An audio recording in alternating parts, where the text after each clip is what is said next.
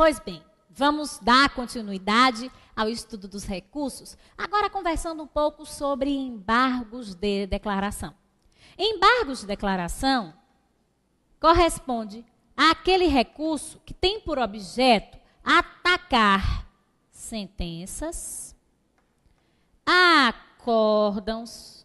Atenção, galera, jurisprudência pacífica faz referência a decisões interlocutórias e as monocráticas, que guardem omissão, contradição ou obscuridade. Não esquece, embargos de declaração, que muitos até em algum momento não o consideravam recurso, tese essa superada pela doutrina majoritária. É recurso até porque está veiculado no 496, que remonta à taxatividade recursal, para combate a interlocutórias por entendimento jurisprudencial pacífico, monocráticas, sentenças e acórdãos, aí compreendidas as decisões colegiadas dos tribunais que guardem omissão, contradição ou obscuridade. Vale lembrar a você que esses embargos de declaração têm prazo de 5 dias e que eles se prestam para fins do que nós chamamos de pré-questionamento. Aqui, paremos um bocadinho para lembrarmos que existem recursos ordinários e existem recursos extraordinários. Isso está bem colocado na sua apostila de apoio. Recursos ordinários são aqueles que se prestam, num primeiro instante, a recapitular, a rever, a reapreciar as decisões proferidas pelos juízos de primeiro grau.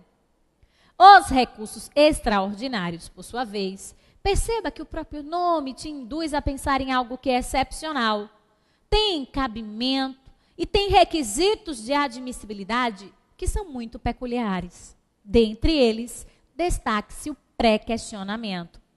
Pré-questionamento te lembra um requisito de admissibilidade, que é específico agora, caso as informações dos recursos de natureza extraordinária.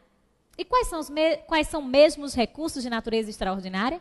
O recurso especial e o recurso extraordinário, que apontam a necessidade de que a matéria recorrida já tenha sido anteriormente decidida. Repito, só será conhecido, só será admitido um RE, assim como um RESP, se as matérias nele ventiladas já tiverem sido anteriormente decididas. Pois bem, qual seria o meio idôneo para forçarmos, como se faz no Facebook, né? Para cutucarmos um órgão julgador, e há quem deteste ser cutucado, né? Marquinhos acho que não gosta, né? Tanto ali, já está dizendo, não gosta. Mas qual seria o meio através do qual nós vamos provocar um órgão julgador a se pronunciar acerca de uma dada matéria para a qual ele insistentemente impõe a ausência da decisão? É através dos embargos de declaração. Se a prova de vocês afirmar que os embargos de declaração se prestam para fins de pré-questionamento, marquem sem titubear. Aí, compreendido no seu dicionário processual, o pré-questionamento, agarra a informação como requisito de admissibilidade, que será aplicável ao RE e ao RESP, segundo o qual as matérias ventiladas nestes recursos já hão de ter sido necessariamente decididas.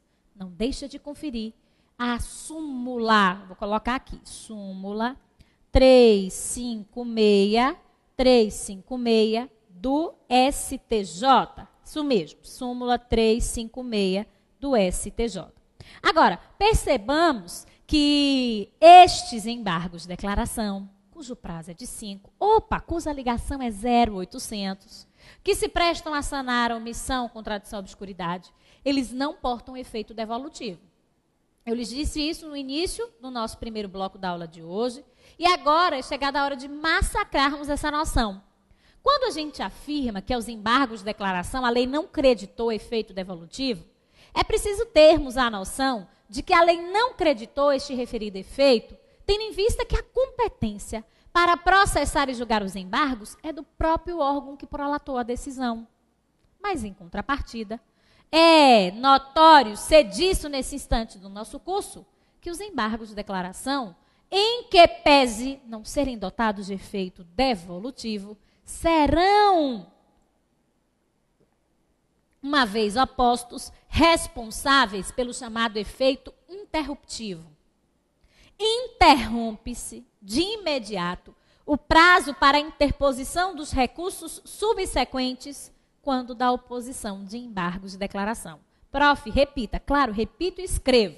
Você já sabe que os embargos de declaração não possuem efeito devolutivo, porque eles serão da competência do próprio órgão que prolatou a decisão omissa, contraditória ou obscura.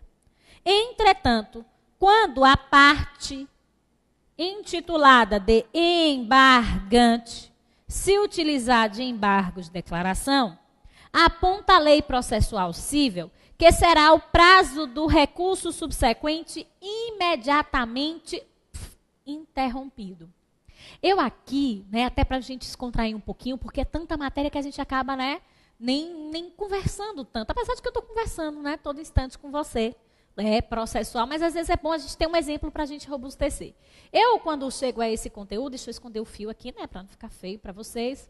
Eu, quando chego a esse conteúdo, lembro-me sempre de um filme, porque a gente acaba processualizando tudo. Já já vocês estarão assim, se já não estão, com essa overdose de conhecimentos processuais. Tem um filme, que a Rede Globo transmite com frequência, numa situação peculiar, porque ela nunca repete seus filmes, mas tem um filme que ela costuma... que ela, inclusive, já relegou para a sessão da tarde, porque vocês já viram que primeiro começa na tela quente, depois, de tanto repetir na tela quente, aí coloca-se na sessão da tarde. Que é um filme de uma moça loirinha que namora com um ator que é também super famoso lá e que ela tem perda de memória. Todo dia ela perde a memória. Todo dia ela esquece quem são as pessoas, qual é, o rumo dela na vida, enfim. Você já deve ter lembrado do filme. O nome do filme é Como Se Fosse a Primeira Vez. Não é isso, Marquinhos? Pois é, ele já está ali assim. Pois é, embargos de declaração, olha como casa, quando opostos, te lembra a ideia do como se fosse a primeira vez. O prazo da apelação, olha a viagem, o prazo da apelação vai ser interrompido, vale dizer, vai ser paralisado e vai perder a memória. Quando voltar a se contabilizar o prazo, vai ter que ser do quê? Do zero. Gostaram, não é? Então, repito. A parte que se utiliza dos embargos vai conseguir interromper o prazo do recurso subsequente. Esta interrupção, na linguagem técnica, nos lembra a paralisação do prazo. Paralisação do prazo e o reinício da sua contagem, não de onde ela parou. O reinício da contagem na interrupção se estabelece do zero, ou reestabelecer-se-á do zero. Se a apelação tem prazo de 15, a gente volta a contar e a viabilizar a fluência dos referidos 15 dias. Importa saber é que agora, como se fosse a primeira vez, você vai gabaritar na sua prova que os embargos de declaração interromperão o prazo para o recurso subsequente. Agora, para tudo. Eu sei que você pode estar aí, mas eu já li em algum lugar, eu acho que ela enlouqueceu. Que os embargos de declaração só suspenderiam a fluência do prazo para o recurso subsequente. Sua professora não enlouqueceu. E você já leu, sim, em algum lugar, que os embargos de declaração suspendem o prazo de um recurso. Mas este é um regramento específico dos juizados especiais cíveis. Então, vamos colocar uma atenção. Atenção. Em regra, a oposição dos embargos de declaração interrompe, escreva por extensa porque a telinha é pequenininha, interrompe o prazo do recurso subsequente. Entretanto, nos juizados especiais cíveis, sua oposição suspende o prazo do recurso subsequente, que em regra é o inominado. Prof, repasse aí sua observação com todo amor. Em regra, a oposição dos embargos de declaração interrompe, é como se fosse a primeira vez, o prazo do recurso subsequente. Entretanto, nos juizados especiais cíveis, sua oposição suspende o prazo para o recurso subsequente. Você sabe por que lá suspende e não interrompe? Lá suspende e não interrompe, porque há regras específicas que devem ser observadas no procedimento sumaríssimo. Que regras são estas? As regras do artigo 2º da Lei 9.099 de 95. Artigo 2º da Lei 9.099 de 95, para você nunca mais esquecer, que te lembra Césio. Césio te lembra celeridade, economia, simplicidade, informalidade e oralidade. Então, repito, se a causa corre pelo procedimento sumaríssimo, será indispensável lembrarmos de celeridade, economia, simplicidade, informalidade e, por que não, oralidade. Estas balizas que norteiam o trâmite processual nos juizados impedirão a interrupção. É por isso que lá se aplica a suspensão. Importa ainda, para finalizarmos o momento embargo de declaração, lembrar você que não será, olha o não, veja que eu fui feroz, não será conhecido embargos de declaração cujo ponto omisso, contraditório ou obscuro não seja expresso. Repito, não será conhecido embargos de declaração que não traga expresso o ponto omisso, contraditório ou obscuro. Omisso, contraditório ou obscuro. Devo lhe lembrar, nesses instantes finais de recursos, que os infringentes, eles são criação do direito português, estão regulados nos artigos 530 a 534 e se prestarão para rever decisões de ação rescisória que tenham sido julgadas procedentes, mas por decisão não unânime. Então, repito, embargos infringentes que desaparecerão no novo Código, será o recurso que se responsabiliza por atacar a decisão que tenha julgado procedente uma ação rescisória por decisão não unânime, assim como aquele acórdão que tenha reformado sentença de mérito. Nós já aprendemos que sentença de mérito é a que se pauta no 267. Acórdão que tenha reformado sentença de mérito também por decisão não unânime. Prazo desses embargos infringentes, 15 dias. Recurso 0,300 e apenas efeito devolutivo para ele. Efeito suspensivo só será concedido se a parte, nas razões dos infringentes, deixar clara a ocorrência de lesão grave ou de difícil reparação. Lembro-te ainda que se a um só tempo ou mesmo acórdão violar, exemplo, dispositivo de lei federal, e a nossa gigante Constituição Federal, será cabível a um só tempo do referido acórdão de única ou última instância, recurso especial e recurso extraordinário.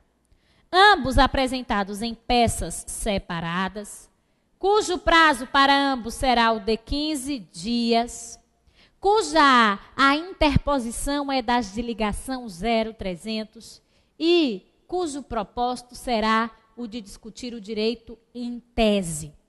Atenção, não te esquece, são 2 os recursos de natureza extraordinária. Quais são eles? Especial, não tenha medo, especial e extraordinário. Eles estão, de tão especiais que eles são, guardados na própria Constituição Federal. Devo te lembrar que é oportuna a lembrança e a análise do artigo 105 da Constituição Federal, inciso 3, para o recurso especial, e naquele mesmo inciso, o 102 da Constituição Federal, para o nosso querido recurso extraordinário. Destacando-se que o recurso especial é da competência do STJ e o recurso extraordinário da competência do Supremo Tribunal Federal, cuja grande casuística deste segundo é para decisões que violem a Constituição Federal em única ou última instância, Ao passo que o nosso queridíssimo especial para decisões de tribunais de única ou última instância que violem a dispositivo de lei federal, assim como se enquadrem nas demais hipóteses que estão pré-estabelecidas no artigo 105 da Constituição Federal. Galera, estes recursos de natureza extraordinária têm prazo de 15. Serão interpostos no juízo ACOI, não diretamente nessas cortes superiores. Só serão recebidos no efeito devolutivo. E nós aprendemos no primeiro bloco da nossa aula de hoje que só terão efeito suspensivo se o recorrente se utilizar de uma cautelar. Perceba que aqui nós estamos ante uma importante exceção. Para a grande maioria dos casos, há possibilidade de que se pleiteie efeito suspensivo nas razões do recurso. Para os recursos de natureza extraordinária, não. Será indispensável que se formule o pedido de suspensão dos efeitos destes recursos por meio de cautelar inominada. Belezinha? Não deixa também, através de uma atenção, de checar os artigos 541 e seguintes e de lembrar com sua prof, que já te quer tanto bem, que para o nosso RE, cuja competência é do Supremo Tribunal Federal, desde a reforma operada após emenda de número 45, passa a ser indispensável, em termos de requisito de admissibilidade, o preenchimento da famosa repercussão geral. Então, atenção, tanto RE quanto RESP, regrados na Constituição Federal, também estão regulados na Lei Processual Maior, nos artigos 541 e seguintes. Professora Sabrina, vem me lembrar que para o RE, cuja competência é do Supremo Tribunal Federal, será exigida, além dos demais requisitos de admissibilidade, repercussão geral, regulada nos artigos 543-A e 543-B, ambos do CPC. Requisito de admissibilidade que traz a exigência ao recorrente da comprovação de que as matérias ventiladas naquele recurso trazem uma repercussão que não é individual. Elas são tão fortes, são tão bombásticas, devem ser apreciadas pelo Supremo porque trazem a repercussão à economia, à sociedade, à política ou ao cenário jurídico brasileiros. Muita, muita atenção.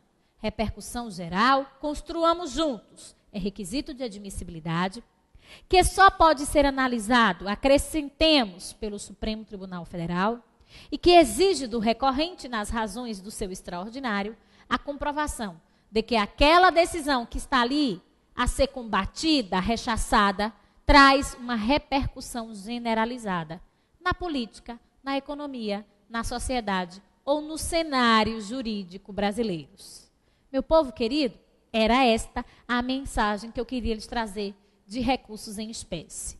Claro que você tem o seu material de apoio, que é tarefa de casa, que você vai lendo ponto a ponto do que eu fiz ali carinhosamente para você. E que, é claro, eu estou, como sempre, à sua disposição e estou super feliz com essa interação de vocês lá na sua mensagem. Então, se algum ponto ou outro não tiver tão claro na sua cabecinha, não titubeia, chama a minha atenção, me pergunta, porque nós estamos juntos, nós somos parceiros processuais até a sua aprovação. Agora, nesse instante da nossa aula, nós vamos conversar já sobre um outro tópico que é clássico no seu programa, com o qual a gente precisa tomar cuidado, não por ser difícil, não por ser chato, mas por ser muito, muito, muito cobrado. Sua professora já está tratando com você acerca da figura da execução. É difícil, ou lhe diria, não há precedentes de edital de analista que não coloque a execução como um tópico fundamental do programa. E mais interessante que isso, é difícil que a gente não vá enfrentar uma questão de execução na hora da prova. Quer a banca seja a Fundação Carlos Chagas, quer seja a CESP, ou com uma frequência muito menor a FGV, ou até mesmo a ESAF. Então, vamos jogar duro, respirar fundo, arregaçar as mangas, lembrar que os recursos agora se foram momentaneamente para lembrarmos da execução. E aqui eu queria já lhe trazer algumas noções gerais da execução. Execução, que eu também já queria agregar, tem por propósito curar aquilo que a gente vai chamar de crise de satisfação. Crise de satisfação que, veja, em suas diversas modalidades, objetiva satisfazer a obrigação definida no título executivo. Este título executivo, por sua vez, pode ter sido formado tanto em juízo, perceba, tanto em juízo, por meio de uma sentença ou uma decisão interlocutória em situações muito atípicas, ou fora dele, em razão da eficácia executiva de que são dotados alguns títulos de crédito ou contratos, como o de locação, por exemplo. Então, percebamos, fundamental compreendermos que a execução cura a crise de satisfação. E a essa hora, já imersos, envolvidos e mergulhados que estamos na execução, compreendermos que a base, a premissa maior da execução é a presença bombástica, e eu lhes diria glamurosa, de um título executivo. Títulos executivos que podem ser judiciais, eis o que se visualiza como uma sentença condenatória, e com determinados elementos, determinadas figuras, as quais a lei, mesmo não terem sido instrumentalizadas por decisão judicial, resolveu conferir a eficácia de um título executivo. Aqui nós estamos pensando, já nós vamos conhecê-los melhor, nos títulos executivos extrajudiciais. Agora, você poderia me perguntar, prof, onde estão esses títulos executivos, tanto judiciais quanto os extrajudiciais? Os títulos executivos judiciais estão listados no 475N. 475N, para os judiciais. Agora, tem dúvida, está curioso, quer checar a figura dos títulos extrajudiciais? Vá ao artigo 585. Então, para os extrajudiciais, 585. Para os judiciais, 475N. Vamos ainda, dentro dessas noções iniciais, nos dar conta de que a execução, ela vai se iniciar, meu povo, e vai se desenvolver em benefício do credor da obrigação, por meio de atos de coerção. Por isso que eu lhes digo, galera, a execução é forte emoção, hein? Por meio de técnicas de coerção, ou também chamado atos de coerção, com possibilidade de que se imponha multa ao devedor pelo não cumprimento da obrigação, no prazo, ou ainda da apropriação e eventual disposição dos bens do devedor, dentre outras medidas. Então, perceba que a execução fácil tem esse propósito: tornar efetivo um título executivo. Tornar efetivo um título executivo judicial ou extrajudicial que não tenha sido adimplido pelo devedor. Devedor este que na cena executiva vai estar sujeito a multa, a técnicas outras de coerção e até mesmo a atos de expropriação para tornar efetiva a obrigação consubstanciada no título. Detalhando-se ainda, galera, que não são todas as obrigações que necessitam de um processo executivo autônomo para serem satisfeitas. Isto porque, a partir da modificação que se operou pela Lei 8953 de 2004, então perceba ainda na primeira etapa da reforma do CPC, o cumprimento das obrigações de fazer, de não fazer e de entregar uma dada coisa, que estivessem definidas em títulos executivos judiciais, sentenças, assim como decisões interlocutórias ainda que liminares, dar-se-ia, a partir de então, por meio do procedimento previsto nos artigos 461, assim como no artigo 461A. Então, organize-se. Execução cura a crise de satisfação. A crise de satisfação pode ser oriunda de um título executivo. Os títulos executivos podem ser judiciais e extrajudiciais. Na execução, o devedor vai forçosamente cumprir uma obrigação consubstanciada nesse título, visualizando-se técnicas de coerção, atos expropriatórios, tudo isso para tornar efetiva a obrigação que for avançada e que está proposta ou imposta num título executivo. Agora, a gente chega a um momento importante do nosso curso. Aquele que vem nos lembrar que a execução é um gênero. E deste gênero execução surgem duas distintas espécies. Repito, do gênero execução surgem duas distintas espécies. Quais seriam as duas grandes espécies de execução? Fase de cumprimento de sentença e processo autônomo de execução. Fase de cumprimento de sentença que, como você viu, teve os seus primórdios, o seu nascimento delimitado para as sentenças condenatórias que impusessem fazer e não fazer, sequenciando-se daí as de entrega de coisa, e em 2005, anos sofridos para as sentenças que impusessem pagamento de quantia. Digo-lhe porque ainda dependíamos de processo de execução àquela altura. Hoje, sentença condenatória que imponha fazer, não fazer, a entrega de coisa e o pagamento de uma quantia, não mais sujeitar-se-ão a processo autônomo de execução. Ou seja, depois de prolatada a decisão que fixou a obrigação, desnecessária, como eu lhes disse há pouco, a formação de uma nova relação processual, porque a efetivação da obrigação ocorrerá no mesmo processo. A prova vai tentar te pegar, afirmando que seria indispensável uma demanda autônoma. Não marque. A fase de cumprimento de sentença sequencia o mesmo processo, a mesma etapa processual, ou melhor, a mesma estrutura processual, agora numa etapa diferenciada, chamada de cumprimento de sentença. Perceba que é desnecessária a formação de uma nova relação processual, porque a efetivação da obrigação ocorrerá no mesmo processo, de forma diversa da execução tradicional, pois poderá ser iniciada até mesmo de ofício pelo juiz. Então, repasso. Hoje, vou conversando com você aqui enquanto a gente ajusta a telinha. Hoje, você tem duas distintas formas de tornar efetiva a obrigação.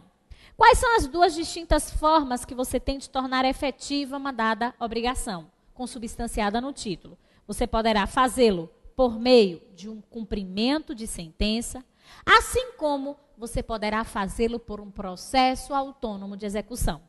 Sabrina me lembrou que a processo autônomo de execução, quando eu for buscar a efetivação de um título executivo extrajudicial, mas que de outra banda, se eu tenho desde 94 uma sentença condenatória que impôs fazer e não fazer, e com o passar do tempo, entrega de coisa e pagamento de quantia, não mais se fará indispensável um processo autônomo.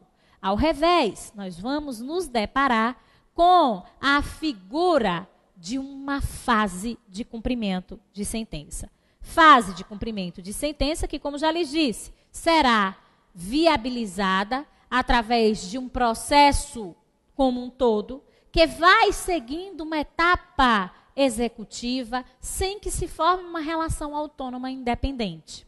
Agora, ainda nesses minutinhos que me restam, deixe-me lhe lembrar, depois dessas noções básicas acerca da execução, que há aqui de se fazer referência aos princípios da demanda executiva. Além dos princípios gerais do direito, existem princípios, galera, que estão atrelados à execução. E a gente precisa lembrar, perceba aqui comigo na tela, que não tenha dúvida, devido ao processo legal na execução, contraditório, ampla defesa, e que, em especial, ao procedimento executivo, pelas suas peculiaridades, a figura do princípio da patrimonialidade, do princípio da efetividade, que a gente pode chamar aqui também, como eu fiz no slide, de utilidade, o princípio da disponibilidade e o princípio da menor onerosidade. Então, perceba, estes são os princípios correlatos e especializados à execução. Nesse segundinho que nos resta, eu quero que você fique com o princípio da patrimonialidade fincado na sua cabecinha. De logo você me perguntaria, prof, onde é que eu encontro a disposição do princípio da patrimonialidade? Galera, 591 do CPC é o responsável pelo princípio que é o foco do nosso estudo. De acordo com ele, o devedor responde com o seu patrimônio, presente ou futuro, à execução. Cuidado, não é do nosso sistema a responsabilização pessoal do devedor. A regra é a da patrimonialidade, conforme nós veremos no nosso terceiro bloco.